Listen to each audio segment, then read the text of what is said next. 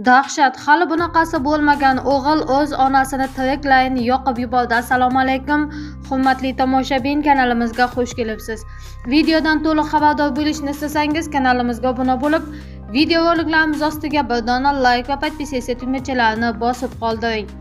Holat yuzasidan tuman ichki ishlar bo'limi tomonidan tergovga qadar tekshiruv holatlari olib borilmoqda. Viloyat ichki ishlar boshqarmasining aytilishicha, voqea 16 may kuni Buxoroning Kogon tumanida sodir bo'lgan.